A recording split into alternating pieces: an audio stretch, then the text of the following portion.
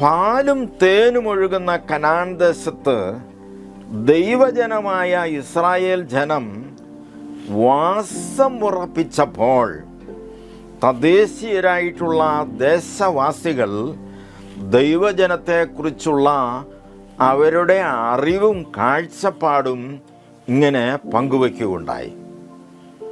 ദൈവം ഇത്ര അടുത്തിരിക്കുന്ന ജാതി ഏതുള്ളൂ എന്നായിരുന്നു അവരുടെ അഭിപ്രായം.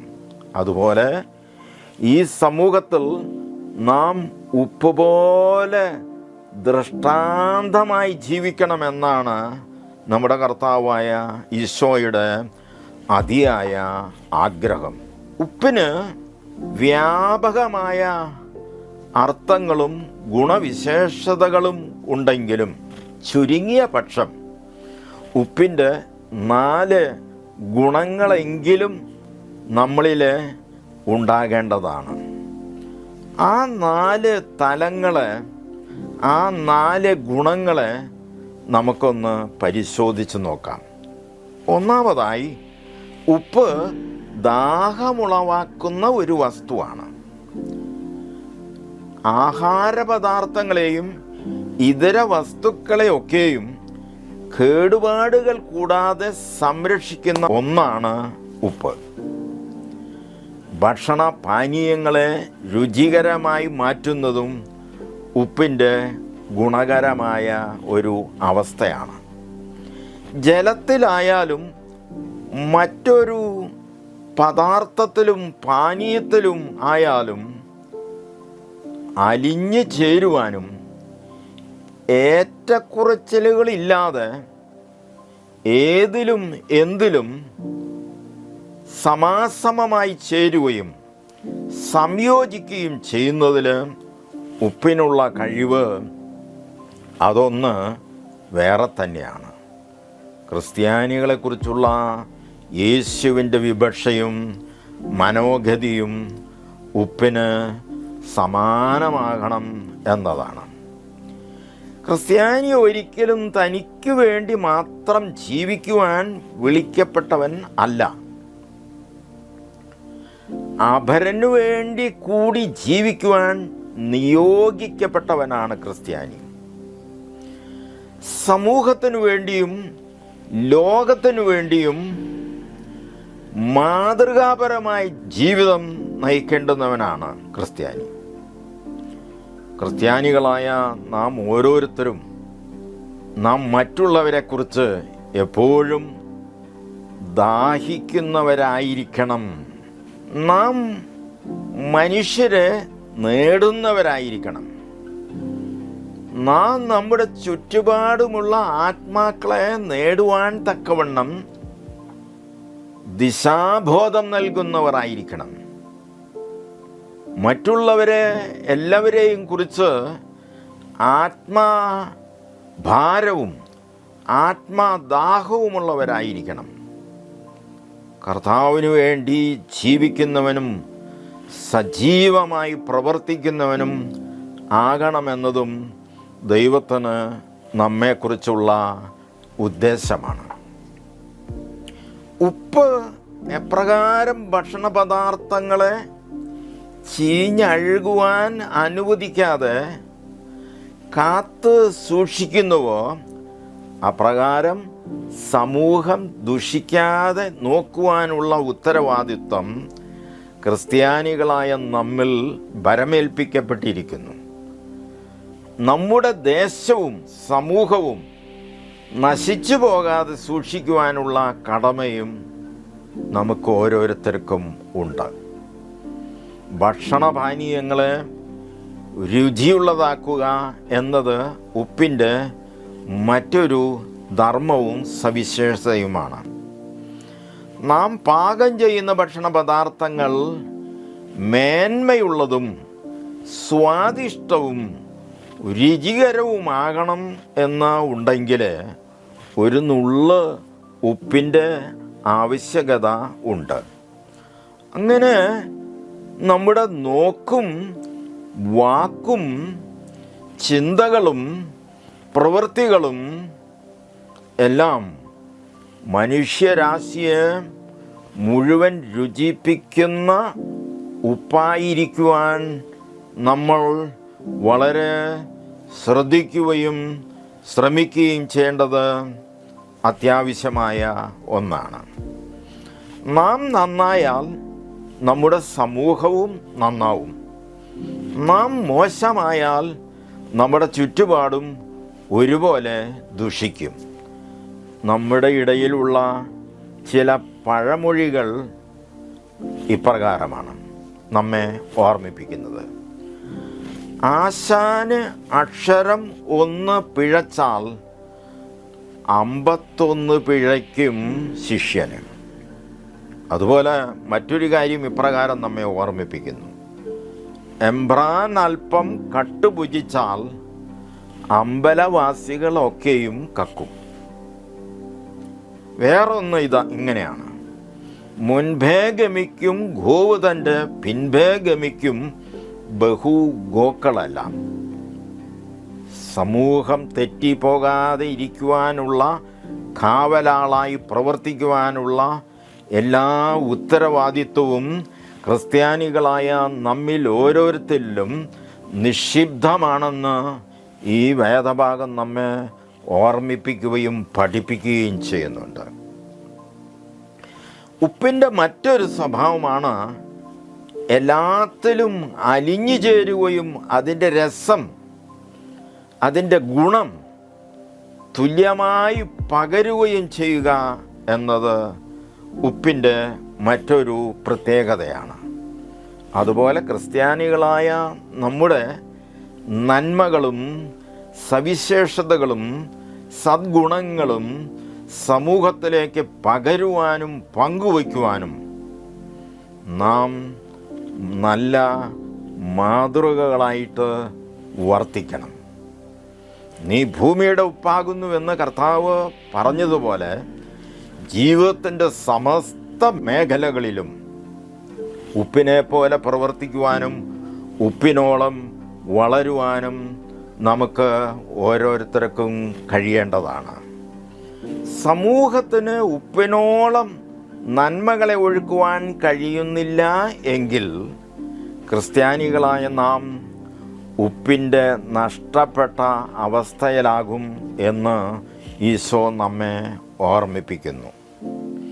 ഈ അവസ്ഥ ഒരു വല്ലാത്ത അവസ്ഥയാണെന്നും യേശു ചൂണ്ടിക്കാണിക്കുന്നുണ്ട്. ഉപ്പിന് ഒരിക്കൽ കാരമില്ലാതെ ഉള്ള അവസ്ഥ ഉണ്ടായാൽ പിന്നീട് ഒരിക്കലും കാരമുള്ള ഉപ്പായിരിക്കുവാൻ അതിന് കഴിയുന്നതല്ല. ഉപ്പ് കാരമില്ലാതെ പോയാൽ അതിന് എന്തൊന്നുകൊണ്ട് രസം വരുത്താം എന്ന കർത്താവിൻ്റെ ചോദ്യം നിർണായകവും പ്രസക്തവുമാണ് നമ്മുടെ ഓരോരുത്തരുടെയും ജീവിതത്തിൽ. ഉപ്പിന് കാരമില്ലാതെ പോയാൽ 3 ദോഷങ്ങളുണ്ടെന്ന് കർത്താവ് നമ്മെ ഓർമ്മിപ്പിക്കുകയും പഠിപ്പിക്കുകയും ചെയ്യുന്നുണ്ട്. ആ 3 ദോഷങ്ങൾ ഇതാണ്. ഉപ്പിൻ്റെ രസം നഷ്ടപ്പെട്ടു പോയാൽ അത് ഒന്നിനും കൊള്ളാവുന്നതല്ല, ഒന്നിനും ഉപകരിക്കുന്നതല്ല എന്ന് കർത്താവ് കർക്കശമായി പറയുന്നു. അതുകൊണ്ട് എക്കാലവും ഉപ്പുള്ളവരായിരിക്കുവാൻ കർത്താവ് നമ്മെ ഉപദേശിക്കുന്നു. ക്രിസ്ത്യാനികൾ നാടിനും നാട്ടാർക്കും എന്നും എപ്പോഴും പ്രയോജനമുള്ളവരായി ജീവിക്കേണ്ടവരാണെന്നാണ് നമ്മെക്കുറിച്ചുള്ള കർത്താവിൻ്റെ പഠിപ്പിക്കൽ. ഉപ്പിന് അതിൻ്റെ കാരാവസ്ഥ ഒരിക്കൽ നഷ്ടപ്പെട്ടാൽ ആ കാരാവസ്ഥ ഒരിക്കലും തിരിച്ചു പിടിക്കുവാനായിട്ട് കഴിയുന്നതല്ല. നഷ്ടപ്പെട്ടത് എന്നേക്കുമായി നഷ്ടപ്പെട്ടു എന്നും അതുകൊണ്ട് ഉപ്പിൻ്റെ അവസ്ഥയിൽ നിന്നും ഭേദം വരാതെ നോക്കേണ്ടതും സൂക്ഷിക്കേണ്ടതും നമ്മുടെ കടമയാണെന്ന്, അതുപോലെ നമ്മുടെ ഓരോരുത്തരുടെയും ക്രിസ്തീയതയ്ക്ക് ഭംഗം വരാതെ നോക്കണമെന്നും കർത്താവ് നമ്മെ പഠിപ്പിക്കുന്നുണ്ട്. അതുകൊണ്ട് ദുശീലങ്ങളൊക്കെയും ഒഴിവാക്കിയും സശീലങ്ങളൊക്കെയും വളർത്തിയും പരിപോഷിക്കേണ്ടത് ക്രിസ്ത്യാനിയുടെ നിർബന്ധമായ ഒരു ആവശ്യകതയാണ്. നൂറ്റാണ്ടുകൾക്ക് മുൻപ് ക്രിസ്ത്യാനികൾ മാനിക്കപ്പെടുന്നവരും വിലയുള്ളവരുമായിരുന്നു. ക്രിസ്ത്യാനികൾ നുണ പറയാത്തവരും സത്യം പറയുന്നവരുമായിരുന്നു. കോടതികളിൽ പഴയകാലത്ത് സാക്ഷി പറയുവാൻ ഒരു ക്രിസ്ത്യാനി ഉണ്ടായിരുന്നുവെങ്കിൽ ജഡ്ജിക്ക് വിധി പറയാൻ വളരെ എളുപ്പമായിരുന്നു. അത് പഴയ കാലം. ഇന്നതല്ല സ്ഥിതി. ക്രിസ്ത്യാനി ഇന്ന് എല്ലാ ദുഷ്ടതകളുടെയും പര്യായവും വിളനിലവും ആയിട്ടാണ് വളർന്നുകൊണ്ടിരിക്കുന്നത്. ക്രിസ്ത്യാനി ഇന്ന് സമൂഹത്തെ നന്നാക്കുന്നതിന് പകരം ദുഷിപ്പിക്കുന്നവനായി മാറിക്കൊണ്ടിരിക്കുകയാണ്.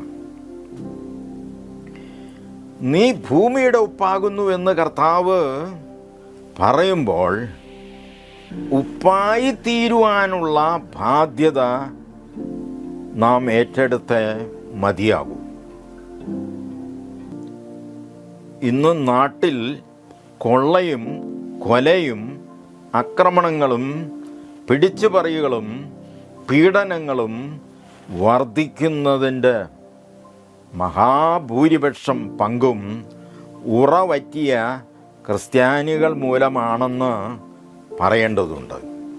ഖാരമില്ലാത്ത ഉപ്പാകുന്ന ക്രിസ്ത്യാനികളുടെ സുലഭതയും ഖാരമുള്ള ഉപ്പാകുന്ന ക്രിസ്ത്യാനികളുടെ ദുർലഭ്യതയുമാണ് സമൂഹം ഇത്രയേറെ പിഴയ്ക്കുവാൻ മുഖാന്തരമായത് എന്ന തിരിച്ചറിവ് ക്രിസ്ത്യാനികൾക്ക് എന്നും ഉണ്ടാകേണ്ടിയിരിക്കുന്നു. ഉപ്പിൻ്റെ ഖാരമില്ലാത്ത അവസ്ഥ ഏറ്റവും ഭയാനകരവും ദുഷ്കരവുമാണെന്ന് കണ്ടെത്തേണ്ടിയിരിക്കുന്നു. ഉപ്പിൻ്റെ കാരം ഇല്ലാതെ പോയാൽ മറ്റൊന്നിനും കൊള്ളുന്നതല്ല എന്നും പുറത്ത് കളഞ്ഞിട്ട് മനുഷ്യർക്ക് ചവിട്ടുവാനല്ലാതെ വേറെ ഒന്നിനും ഉപകരിക്കുന്നതല്ല എന്ന യേശുവിൻ്റെ കർക്കശമായ പ്രസ്താവന നാം കാണാതെ പോകരുത്. ഇത് അക്ഷരാർത്ഥത്തിലും പരമാർത്ഥമായ ഒരു വസ്തുതയാണെന്ന് തെളിയിക്കുന്ന ഒരു സംഭവം ഇവിടെ വിശദമാക്കാം. പൗരസ്ത്യ ദേശങ്ങളിലെ ഖാരമില്ലാത്ത ഉപ്പിൻ്റെ വലിയൊരു അളവ് അവിടെ കാണുവാൻ കഴിയുന്നതാണ്. ഇങ്ങനെയുള്ള അലിയാത്ത ഉപ്പുകല്ലുകൾ വഴിയിൽ നിരത്തുവാനും പുരയിടങ്ങളിൽ നിരത്തുവാനുമാണ് അവിടെ അത് ഉപയോഗിക്കുന്നത്. നമ്മുടെ ഇടയിലും ഇതുപോലെ ഒരു സമ്പ്രദായമുണ്ട്.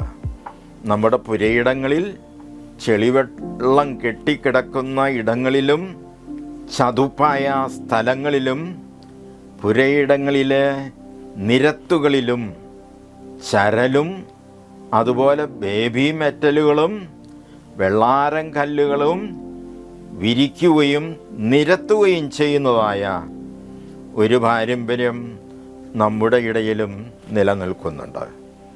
കാൽ നനയാതെയും ചെളി പുരളാതെയും നടക്കുന്നതിന് വേണ്ടിയാണ് നാം ഇത്തരം കാര്യങ്ങൾ ചെയ്യുന്നത്. അപ്പോൾ ഇതിൻ്റെ ഉപയോഗം എന്ന് പറയുന്നത് മനുഷ്യർക്ക് ചവിട്ടി നടക്കുവാനുള്ളതാണ്.